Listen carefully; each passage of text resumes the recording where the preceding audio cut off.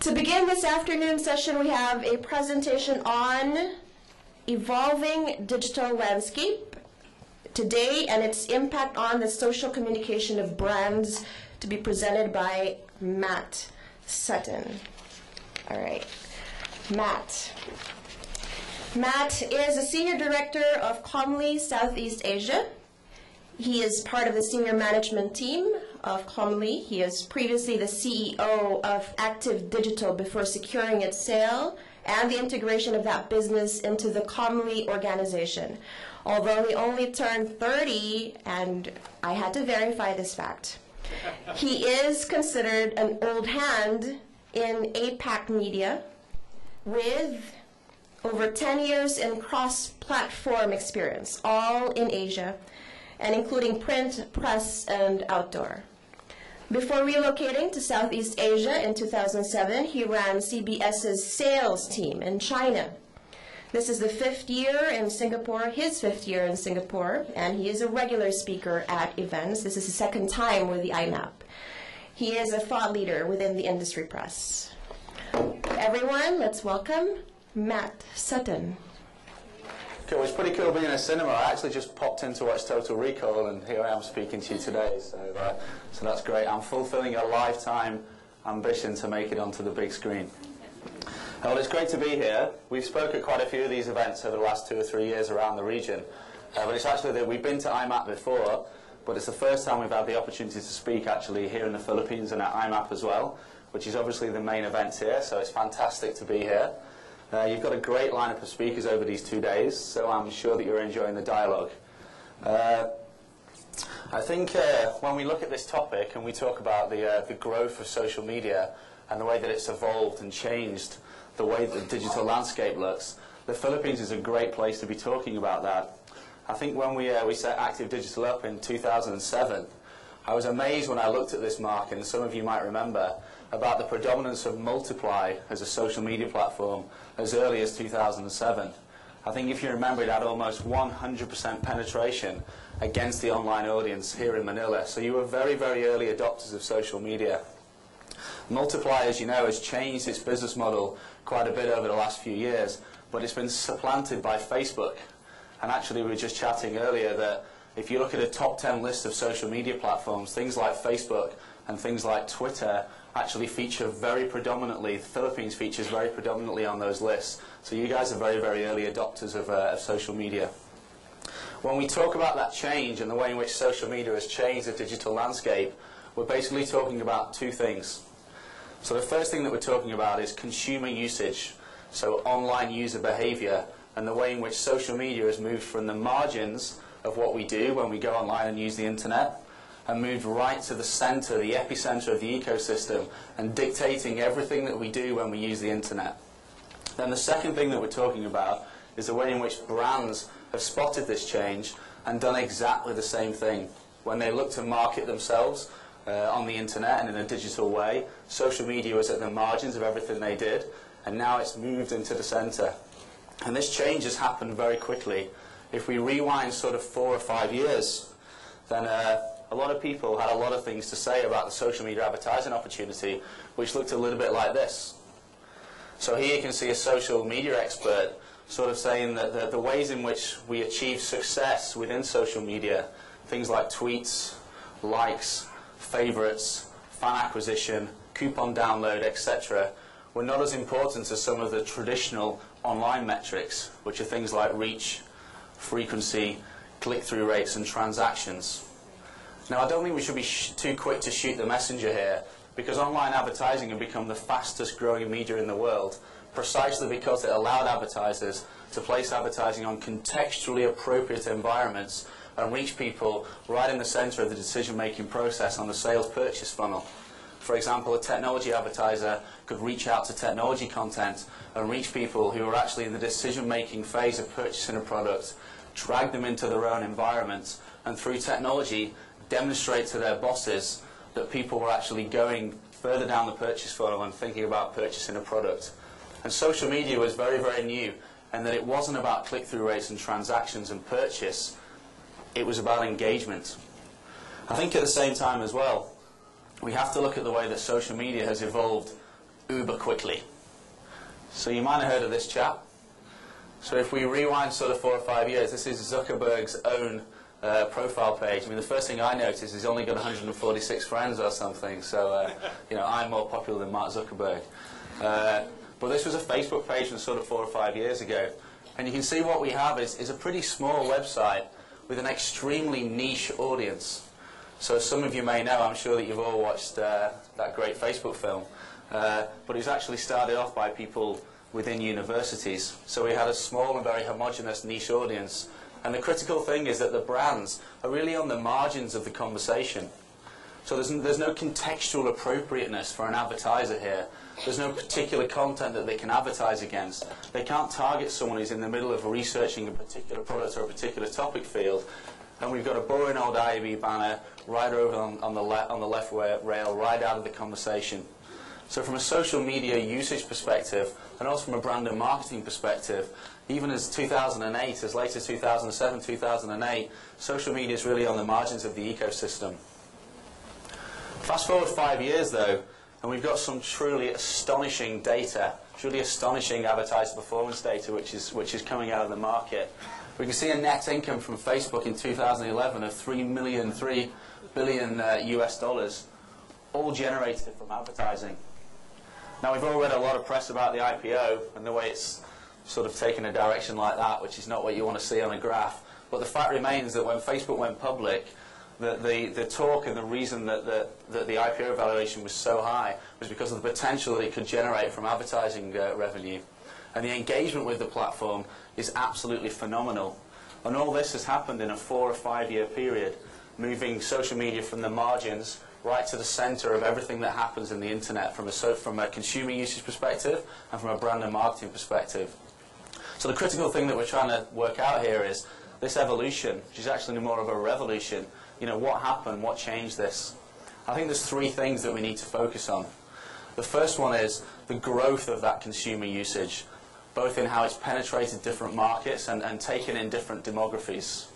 I think the second thing is the way in which brands and advertisers have pushed themselves from the margins of that ecosystem, if you remember the IB banner on the left-hand side, right to the center of that dialogue and the center that everything takes place.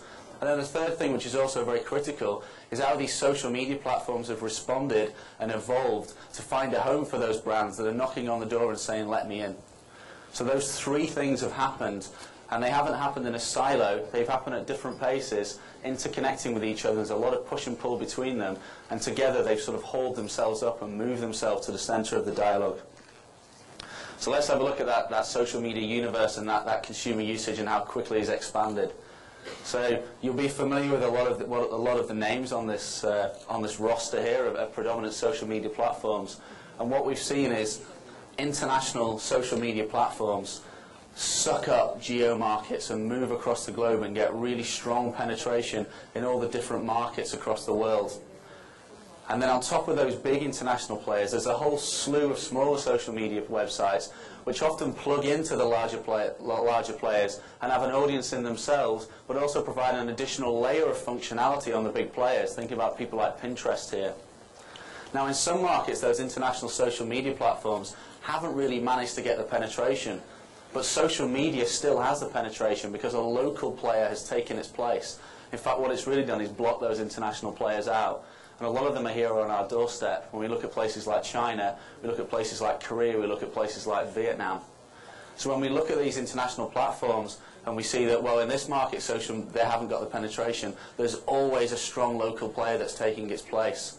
So the social media consumption usage has mushroomed, and in doing so, it's got very big penetration in all the different markets, but it's also sucked up all the different demographies as well, so grown in a very, very big way. So that today we're looking at a social media consumer usage behavior which sees over 15% of the world's population with a social media account and up to half of people who are regularly online with a social media account. So huge usage growth over a really small period of time.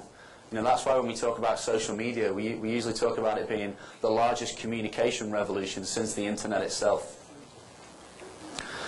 But it's not just the growth and the sheer number of people there that have really moved social media to the center of the ecosystem and changed the way the digital landscape works. It's what they do when they're on those social media platforms.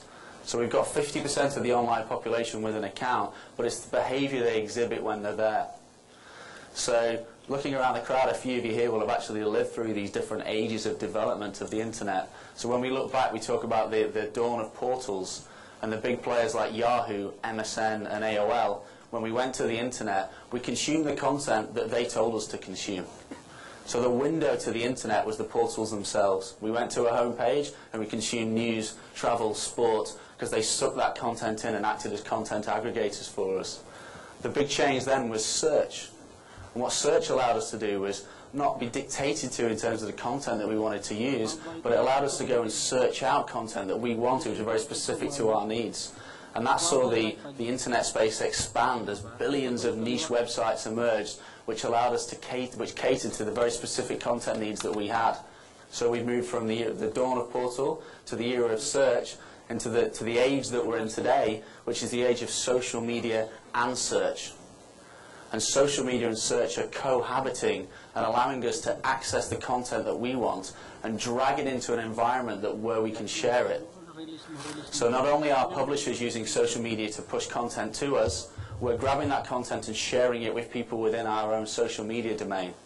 We're also visiting the far-off flungs of the internet, going on those tiny little niche contents that have the content that we want, bringing it back into a social media platform through a like or a share and sharing it with others.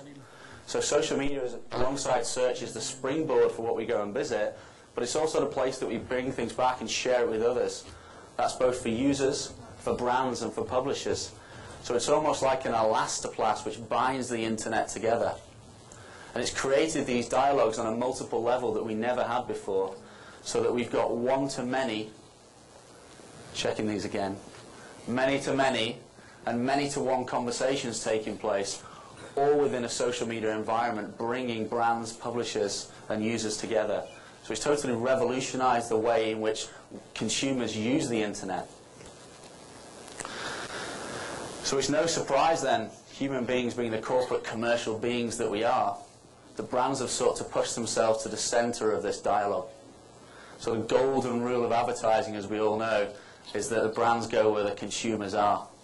So as this consumer usage has exploded in terms of its size, but also in terms of its dominance in terms of what content we actually create, what brands and what websites we visit, and what interests we have, brands have looked at it and gone, wait a second, we need to be there. The critical thing that they've realized is they don't want to be there through an IAB banner over on the left-hand side of a page. There's no contextual relevance for them. What they want to do is push themselves to the center of that dialogue. And the fundamental paradigm shift that's taken place within the brands is the realization that, wait a second, these consumers want to have a relationship with us. These users are there having a relationship with other people. We don't want to be on the outside of that, looking at that relationship. We want them to have a relationship with us. And they've realized that they will do that.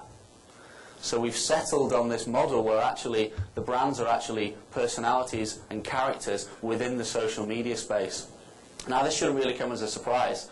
I mean, the dawn of advertising with the madmen in the 60s was predicated on the fact that if we gave a character or a personality to a product, people would come back and buy it again and again and again because they develop a relationship with it.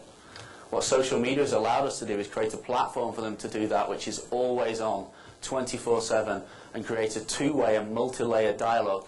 So in many ways it's a marketeer's dream, and it's totally changed the way that brands can have a relationship with consumers when they go online. So that's, in that sense, you know, we talked before about those three developments, which is consumer growth and change of usage, brands pushing themselves to the center of the dialogue, and the platforms themselves responding and accommodating them. A lot of it's been driven by the brands saying, hey, you know, we want to be at the center of it. But as you can see here, there's a lot of examples in the ways in which the platforms themselves, money hungry as they are, have found a place and a platform for them, which is actually evolving all of the time. I mean, one of them, the great example of this is this recent change in the advertising system on Facebook, which is the release of sponsored stories. So this is genuine and very true, pure social media advertising, where advertisers who have a presence on Facebook and communicate with the fans that they have there can actually go and recruit new fans by using the stories that their fans themselves are generating. So if a fan of yours is doing something and actually engaging and using your product, then a savvy advertiser that has a strong social media presence can take that story and push it out to people who don't yet use your product and show them that, hey, look, your mate is there having a great time, maybe you should be there too. So by doing that, the platforms themselves are creating a channel and a way in which that we can take that content and go and engage other users with it and bring them into our world and then start engaging with those users again. So the brands are pushing themselves there, and the social media platforms themselves are developing and finding a space for them. It's very interesting, and it's all happened really quickly. Those three changes have been critical in giving social media a really, really strong place right at the center of the digital ecosystem. And it's a very strong place because it is the key engagement tool.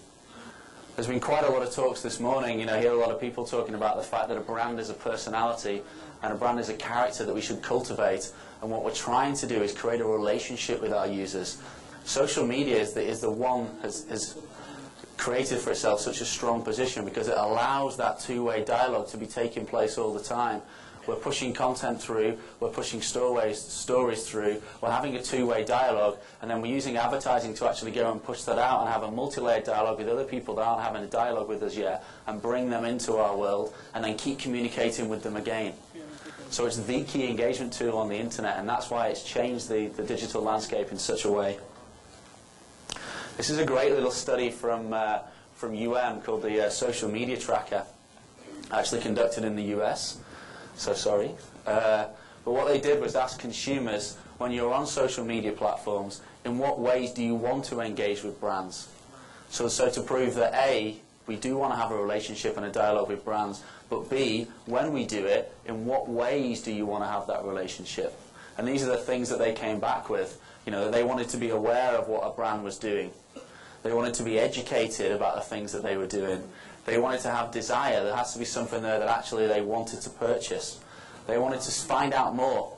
So, you know, if I'm a Facebook fan or a Twitter fan or if I'm on Pinterest, I want to have a different conversation with you than if I'm not. You know, I want to be treated specially in the same way that, you know, you want to have a relationship with your best mate, which is a little bit different from someone else down the pub that you don't know that well. I want to try places we go to when we want to look for information and we want to find something. So if we want to see what Amex are doing, if we want to go and find information on a particular product, we're using search and social media to do it. So what we're seeing is that social is starting to make inroads in terms of being a traffic generator for websites and brands. And what this tells us is, when we see that growth, is that actually people are jumping straight from social to brands and websites. So they're using the information that they see within the social media space to decide what brands, websites and products they go to. So it's probably a bit early to say that social is the new search, but it's certainly starting to eat a little bit of its lunch. So this is a great study that was done in the US on the FTSE 100 top companies that shows from 2009 to 2011 the growth of social being a traffic generator, so people going straight from social to the FTSE 100 companies, actually grew by 300% over 2 years. Now, if you plot the rest of that graph at the same growth rate, within 3 or 4 years, we're going to see social taking about 20 to 25% of all traffic referrals to the FTSE top 100 companies. Now, as you can imagine, when we sort of move away from those FTSE 100 companies and look more at people who have got a bigger presence within social media, you know, the big brands, essentially FMCGs, would expect this to grow even quicker as well. So here we can see the way that social has moved from 5 years ago, Zuckerberg, IB banner on the left, load of Harvard uni mates, to being one of the key reasons for the content that we go to and the websites that we go to. So massive change and completely changed the digital landscape. So I think one of the key things that as an industry we're going to have to figure out, if we want social media to keep its position and become a mainstay and become a value-led product for brands, is what is the value of an engagement.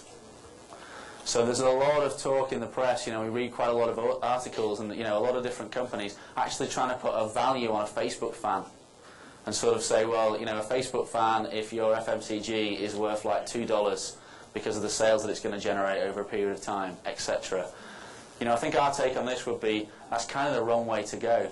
In fact, we're kind of going back to that lady at the beginning of the presentation who's sort of saying, well, you know, likes and shares and engagement, that's not really worth anything. I'm only interested in sales. You know, I think when we try and break it down to how much is an individual fan worth, we're kind of barking up the wrong tree. I think what we need to be looking at is, over a longer period of time, over a 1 or a 2 year period, when we look at the marketing expense overall with a company that has a great and strong social media presence, and then look at the marketing expense, the one that doesn't, and then look at the sales that generate out the back end for those two companies, that's where we will begin to see the value. But I don't think we should be breaking it down to those individual metrics. We should be looking at longer periods of time to see what an always-on engagement platform can do for us as a company if we invest in it in the right way. And I think a great example of this, I like that car slide, I think a great example of this is a recent story of GM versus Ford. So I don't know if any of you sort of plot this over the past sort of 2 or 3 months, but GM actually pulled out of their marketing budget on Facebook, and it created quite a lot of press, as everything that Facebook did.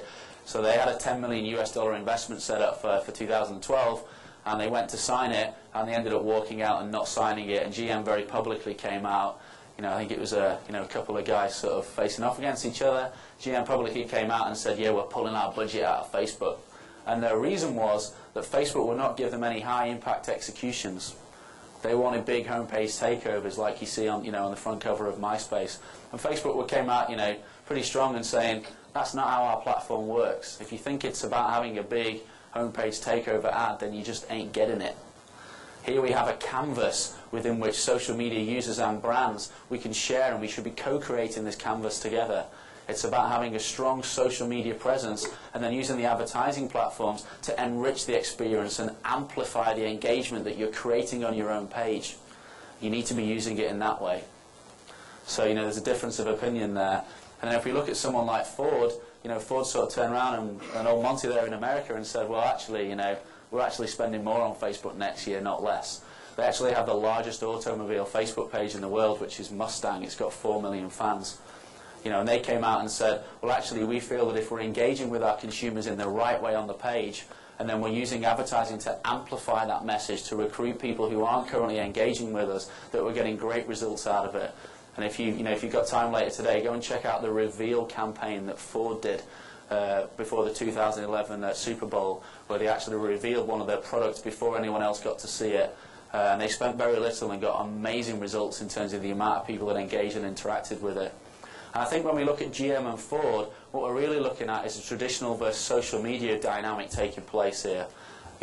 We've got a battle of two automobile advertisers, and one of them sort of looking very traditionally at online, big high-impact executions, and one of them has really adopted social media and said, no, it's about creating a relationship with our brand and having a multi-layered dialogue with them, and that's why we're in the space, and we're willing to invest in that.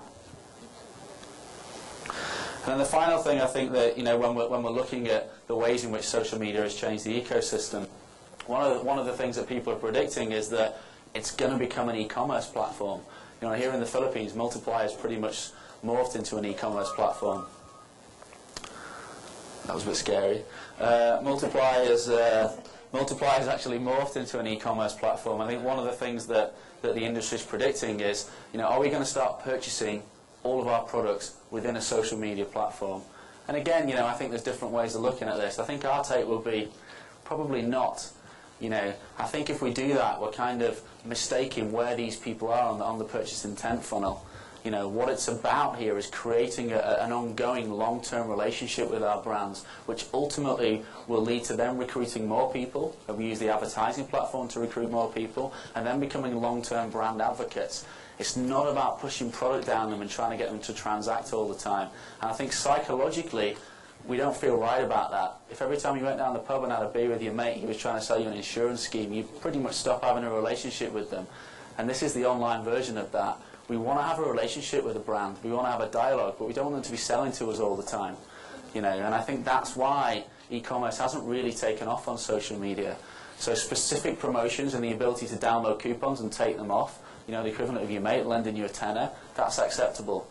But I don't think we want to be having product pushed down us all the time. I think as consumers, we don't feel psychologically very comfortable with that. And that's why I think if e-commerce was going to take off on social media, it would have done by now. I think we like to go somewhere else to purchase, and here's where we have a relationship with the brand. And that's the critical place for social media in the digital landscape, and that's how it's completely changed the way that the internet works, both for consumers and for brands. Thank you very much.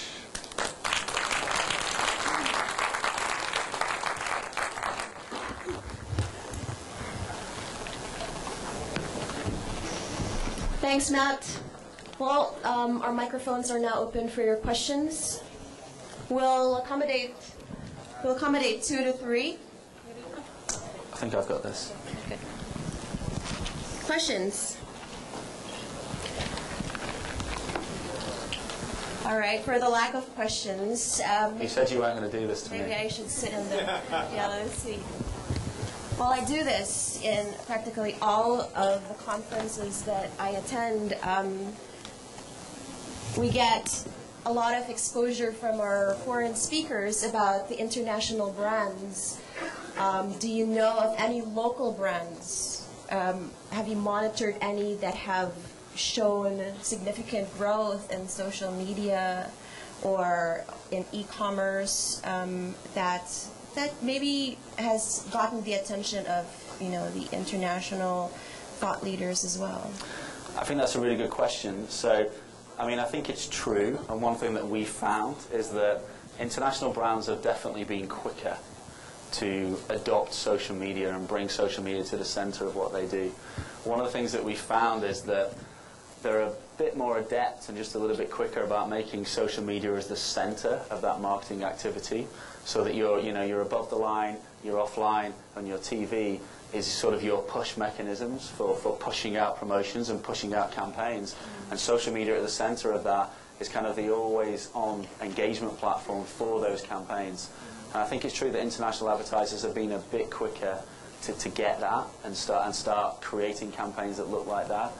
So when we look at people like Nestle, people like P&G, those campaigns that they're pushing out cross-platform, they have an always-on social media element to them, so that people can come and engage and learn about that prize and learn about that quiz and learn about that product, learn about that promotion. So I think that's true. I think one of the good examples of a local brand was a local brand done good. It's probably AirAsia. So Tony Fernandez recently bought QPR in the UK, so they're pretty internationally minded anyway. But they've been a long-term advertiser of ours for sort of 4 or 5 years, and this shows how quickly social media has changed the digital landscape. Sort of 4 to 5 years ago, we used to take a hell of a lot of budget from them just pushing out flight promotions, buying banners, 3 days to go and book this ticket. And then gradually, as they got their social media presence taking place, those same promotions were available on Facebook. And now we can't get any cash for those banners, because as soon as they have a promotion, they push it through the AirAsia page, sells out in a day. So, that sort of like dormant inventory that they had that they were looking to shift at promotional prices, they're actually using social media to get rid of them. They no longer need to buy banner advertising. So that's a good example of a social media client, of a local client that's used social media in a way which has probably completely changed their distribution channels for product. Yeah, well, I've certainly bought from AirAsia, and I think the local airlines have also learned a thing or two from AirAsia, their example. Any questions, guys? Go, please. What's Komb about? What's Komb about? God, I get to do a sales pitch. So Komb, I actually meant to say that at the beginning, and I sort of flitted across it, so sorry about that. So Komb, some of you here might know the Active Digital business and the AdMax business, which are 2 digital sales houses which operate pan-regional and also have offices here in the Philippines. Komb is a company which has come out of India. They're actually the exclusive sales house for Facebook in India. And Komb, basically, I was the CEO of Active, and I sold Active to Komb, and then we went and bought AdMax as well. So Komb is actually the integrated Active Digital and AdMax businesses which now trade in Asia as Komb. Komb are a cross-platform digital sales house, and one of the things that we do is that we're the authorized reseller for Facebook. So if you want to buy Facebook, you come to Komb in the Philippines, and we'll sell you Facebook advertising. So we sell Facebook, we have a network, we have a video player as well, but yeah, we're the Facebook sales team also. Yeah, please. I'm sorry, I came late. Did you address the 80% of all clicks on Facebook ads are done by bots. Yeah, sorry you missed it. No, sorry, what was the question? So, like 2 weeks ago, a small company came out with a study or results Yeah. on Facebook advertising that 80% of clicks on Facebook ads were done by bots. Fortunately, I do get to take the fifth on that because I didn't read it, so I don't know. I thought you were going to ask me about the fake accounts. So there was a good story saying that, you know, up to a certain percentage of the accounts on Facebook are, you know, like not real accounts. They're just synonyms. I didn't see that, so I'm not that sure about it. I guess all I can say is that the clicks that Komb have been involved with are all real ones. So would you agree with the fake account story? Yeah, I mean, there's definitely a certain percentage of accounts on Facebook which are fake. I mean, I think there's an official line that came out from Facebook saying, yeah, what do you want us to do? Like, you know, just stop people setting accounts up. So I think Facebook came out and said, yeah, there's a certain number of accounts on Facebook which are all kinds of different accounts. There's also a lot of duplicate accounts on there as well. But It doesn't make it not the largest social media platform in the world, obviously. But created by the users, not by Facebook. Right, yeah. Questions? Yes, ma'am. Hi, this is a question of Florian, and I'm coming from the perspective of energy wise. For challenging markets where there are not, where democracy isn't really that much of a big thing, how do you sell to those markets? Where democracy's not allowed, you mean? Yes. How do we sell to those markets? Like China. Like China, yeah. Yeah, it's a good question. I mean, so in the markets where democracy is not allowed, I love that phrase, it's awesome. So in the markets where democracy's been banned, what it usually means is that the international social media platforms don't have a presence there. So for example, in China, Facebook's banned. In Vietnam, it's kind of banned, but then they've kind of unbanned it again in the last 2 or 3 months. It's just starting to seep through. I mean, for the international platforms, what it usually means is that they just don't have a presence there. You know, so for Twitters and the Facebooks, they don't really have a presence there, so they don't sell any advertising there. In those markets, there's usually a strong local player that's kind of taken its place. So, you know, China's a great example. Ren is really big there, and I think it's Weibo is how you pronounce it. It's super big. I lived in China for 5 years, so, you know, Ren and Weibo are both really, really big there, and they sell a hell of a lot of advertising, you know, so, and I'm sure they have some, you know, deal with the government where they're allowed to do it, and, you know, there's a lot of conversations that takes place between those social media platforms and the government on what people can say and what they can't say.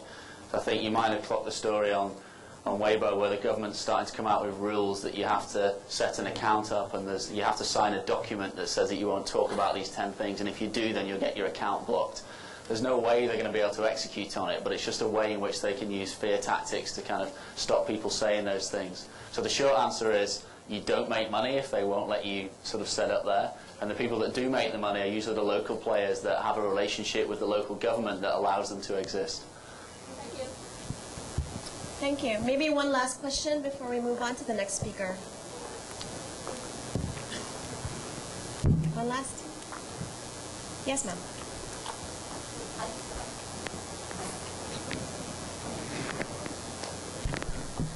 If I understand you properly, you're saying to measure engagement, we should not be so quantitative. We should look at it longer term, and we're going to look at more qualitative measures. If I'm a digital marketing person and I'm convincing somebody to invest in social media, can you give me tips how to convince this person without being quantitative? Because they'll look for the business later on, right? That's an awesome question. So, you know, I think that this is one of the challenges that social media has if it wants to justify its position and justify the amount of revenue that it's going to take. I mean, one of the interesting things about the whole Facebook IPO thing is that, you know, I think there was a real positive feeling about it, and now there's kind of a bit of a negative feeling where people go in, but we're not actually sure what we're getting out of all this advertising that we're buying, and that's caused the share price to dip down quite a bit. So as an industry, I think this is a challenge that we really face, so it's a great question. I think it's not possible for us to turn around and say, hey, you know, there's no quantitative measure, it's about quality, and then that's it. You know, there needs to be a little bit more than that. So I don't think as an industry we've quite figured it out yet. You know, I think what I'm saying is that it's two things. The first thing is, it can't be reduced to a dollar value on a fan, or a dollar value on a like, or a dollar value on someone sharing a video. You know, that it's not as simple as that. So that's not the way to go. But at the same time, as an industry, we can't just say, hey, don't judge me. You know, that's also not the way to go as well. But I think what we need to be doing is, instead of focusing our energy on trying to work out what dollar values on fans are and what's that click worth and what's that like worth, we need to be focusing our energies on looking at general product swings and what are our core audience buying and how many repeat customers do we have over a longer period of time. In the Philippines, you have a great example of this, which is Nestle. I'm sure some of you know Ricky Baizaz. Is he in here? You know, and Nestle are really, really strong advocates of social media, and they themselves have got great data around particular products over a longer period of time, which have really benefited from their social media presence. You know, I think there's a great Kit Kat example, which has been shared by Nestle at some point, where they've showed that Nestle plug, where they've showed that, you know, they ran a particular campaign for Kit Kat, and they pretty much were able to run the whole thing on social media for a pretty low media cost, and then see what sales of products they get on how many people are exposed to it and how many people engage with it and people are interactive with it. And it was a product of the fact that they've got sort of 1.6 million fans in the Philippines on there, and then they're leveraging that to push particular products. So that's the kind of direction as an industry we should be looking in. And as people within the industry, people who are actually spending that money and putting their jobs on the line, we need to be pushing our bosses and pushing our brands to, you know, evaluate it over a longer period of time. You know, the direction is not, yeah, that fan is worth 50 cents. You know, the direction is, well, if you look over the last 18 months to 2 years, this is what we've invested in social media. These are our overall product sales. These are campaigns that we run and the media costs that we put into social media and what we got back from them as an extra layer on what we've got already. So that's the direction we need to moving in, rather than trying to break it down to these little chunks. But it's not easy, I understand. All right, maybe parting shots, Matt, before we go on to the next speaker. Parting shots. Nothing in particular. Thanks for listening. That's pretty much it. A round of applause for Matt Sutton, Senior Director for Komb Southeast Asia. Thank you, Matt.